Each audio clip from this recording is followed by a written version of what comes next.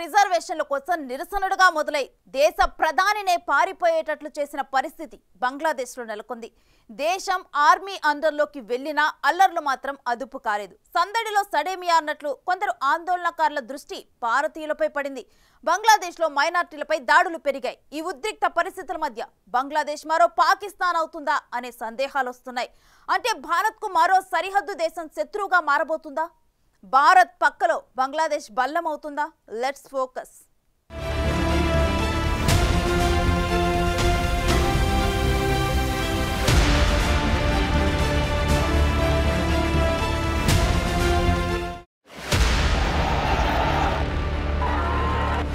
బంగ్లాదేశ్లో అస్తవ్యస్తంగా మారిన వ్యవస్థ, మైనార్టీలే టార్గెట్గా అల్లరి మూకల దాడులు, భారతీయులకు రక్షణ కరువైన వైనం, భారత్కు తూర్పు పాకిస్తాన్ ముప్పు తప్పదా?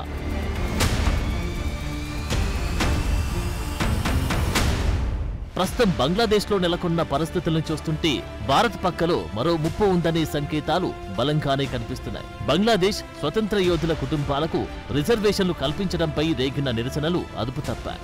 దేశంలో పెరుగుతున్న నిరుద్యోగానికి, ఆర్థిక సంక్షోభానికి మాజీ ప్రధాని షేక్ హసీనా నిరంకుశ పాలనే కారణమనే భావన పీక్స్కెళ్లింది. విద్యార్థులతో మొదలైన నిరసనలు దేశవ్యాప్తంగా ప్రకంపనలు సృష్టించారు. యువత, విద్యార్థులు కలిసి అల్లకల్లోలం సృష్టించారు. నిప్పుల కొలమిలా మారిన దేశాన్ని నియంత్రించలేని పరిస్థితికి ప్రధాని హసీనా చేరుకున్నారు. మిలిటరీ సైతం ప్రధానిని రాజీనామా చేయమనే స్థాయికి వెళ్లింది. దేశం ప్రధాని చేయి దాటిపోయింది. చేసేది లేక ఆమె పలాయనం చిత్తగించాల్సి వచ్చింది. తల దాచుకోవడానికి భారత్ సహకారం కోరారు హసీనా.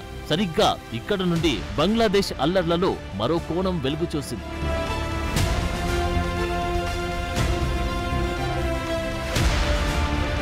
భారత్కు సన్నిహితంగా ఉన్న ప్రధాని హసీనా రాజీనామా చేసి పారిపోయే వరకు ఒక విధంగా సాగిన ఆందోళన తర్వాత రూపం మార్చుకుంది. ప్రతి ఆందోళనలో ఉన్నట్టే ఇక్కడ కూడా సంఘ విద్రోహ శక్తులు విరుచుకుపడుతున్నాయి. బంగ్లాదేశ్లో ఉన్న మైనార్టీ హిందువులపై దాడులు జరుగుతున్నాయి. మైనార్టీ కమ్యూనిటీలే టార్గెట్గా దోపిడీలు, అల్లర్లు పెరిగాయి. ప్రధానంగా హిందువులు దాడికి గురవుతున్నారు. నోబెల్ అవార్డు గ్రహీత మొహమ్మద్ యూనస్ ఆధ్వర్యంలో మధ్యంతర ప్రభుత్వం ఏర్పాటు ఖరారైంది. అయినా అక్కడ హిందూ దేవాలయాలకు నిప్పు పెట్టడం, హిందువుల ఇల్లు, వ్యాపారాలపై దాడులు చేయడం వంటి వీడియోలు సోషల్ మీడియాలో వైరల్ అవుతున్నాయి.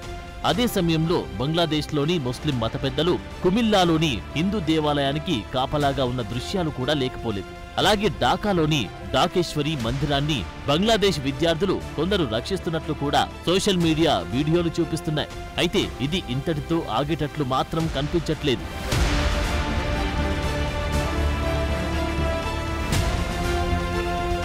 బంగ్లాదేశ్లోని డైలీ స్టార్లోని ఒక నివేదిక ప్రకారం ఆగస్టు 5న కనీసం 27 జిల్లాలో హిందువుల ఇల్లు, వ్యాపార సంస్థలపై అల్లరి గుంపులు దాడి చేశాయి. విలువైన వస్తువులను కూడా దోచుకున్నారు. హిందూ దేవాలయాలను లక్ష్యంగా చేసుకున్నట్లు హసీనా ప్రభుత్వాన్ని ద్వేషించిన జమ్మత్-ఏ-ఇస్లామీ కూడా అంగీకరించింది. బంగ్లాదేశ్లోని కుల్నా డివిజన్లో ఉన్న మెహర్పూర్లోని ఓ ఇస్కాన్ ఆలయం, ఓ కాళీ దేవాలయాన్ని ధ్వంసం చేసి తగలబెట్టిన వీడియోలు వైరల్ అయ్యాయి. మెహర్పూర్లో అద్దెకు తీసుకుని నిర్వహిస్తున్న ఇస్కాన్ సెంటర్కు నిప్పిపెట్టగా దేవతల విగ్రహాలు కూడా మంటల్లో దగ్ధమయ్యాయి. రంగ్పూర్ సిటీ కార్పొరేషన్కు చెందిన హిందూ కౌన్సిలర్ హరదన్ రాయ్ మరణించినట్లు సమాచారం వచ్చింది. కాసల్ రాయ్ అని మరో కౌన్సిలర్ కూడా హత్యకు గురైనట్లు తెలుస్తోంది. బెంగాలీ హిందువుగా శరణార్థుల వారసుడిగా ఉన్న హరదన్ రాయ్ మరణం ఈ ప్రాంత హిందువుల్లో మరింత భయాన్ని రేకెత్తించింది.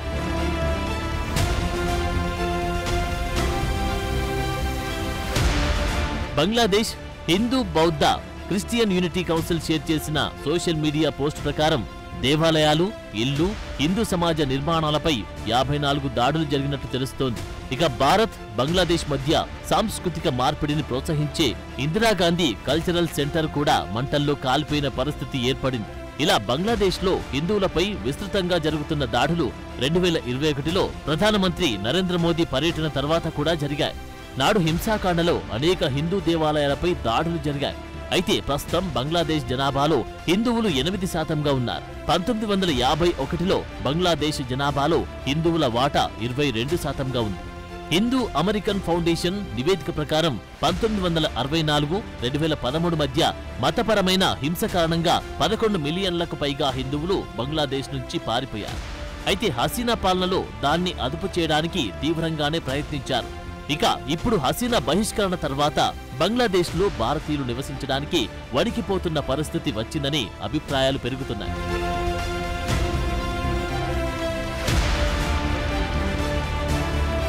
హసీనా బహిష్కరణతో ఇప్పుడు Bangladesh nationalist party BNP, Jamaat Islami రాజకీయ రంగంలో బలమైన స్థానాన్ని పొందే అవకాశం కనిపిస్తోంది.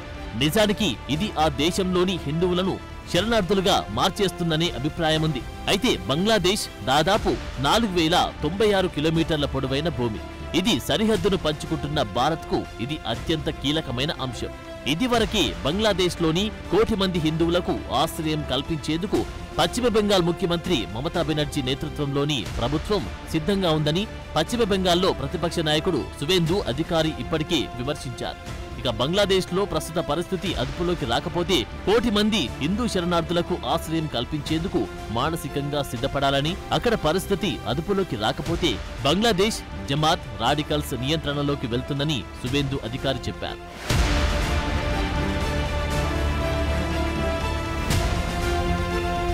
అయితే బంగ్లాదేశ్లో సమస్య ఎలాంటిదైనా అక్కడ ముస్లింల మనోభావాలు రెచ్చగొట్టబడినప్పుడల్లా వారు తమ భూమిలో కాఫీర్లను మాత్రమే లక్ష్యంగా చేసుకుంటారనే కామెంట్లు కూడా వస్తున్నాయి. ఇలాంటి పరిస్థితుల్లో మధ్య భారత ప్రభుత్వం కూడా దీనిపై ఆందోళన వ్యక్తం చేసింది. ఆగస్టు 6న లోక్సభను ఉద్దేశించి భారత విదేశాంగ మంత్రి ఎస్ జయశంకర్ మాట్లాడుతూ పొరుగు దేశంలోని మైనార్టీ వర్గాల స్థితిగతులపై భారత్ తీవ్ర ఆందోళన చెందుతుందని, బంగ్లాదేశ్ సైన్యంతో తాను టచ్లో ఉన్నానని చెప్పారు. బంగ్లాదేశ్లో ఉన్న 19,000 మంది భారతీయుల్లో దాదాపు 9,000 మంది తిరిగి వచ్చారని, ఇందులో ఎక్కువగా విద్యార్థులు ఉన్నారని కేంద్ర మంత్రి జయశంకర్ తెలిపారు. బంగ్లాలో పరిస్థితులు అదుపులోకి వచ్చే వరకు అక్కడున్న హిందువుల గురించి ఆరా తీస్తుంటామని మంత్రి వెల్లడించారు.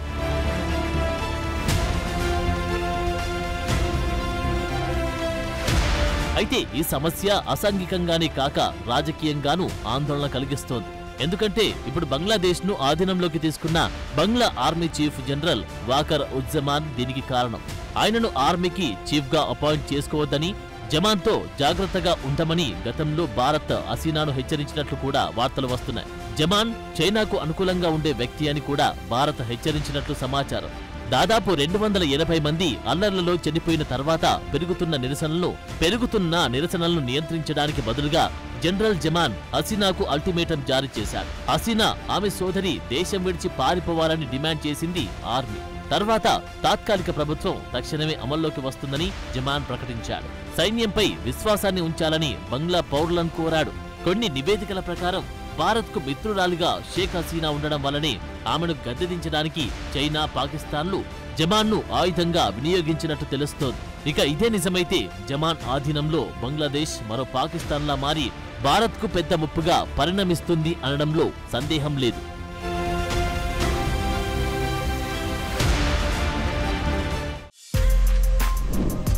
For more videos like this, subscribe Big TV channel.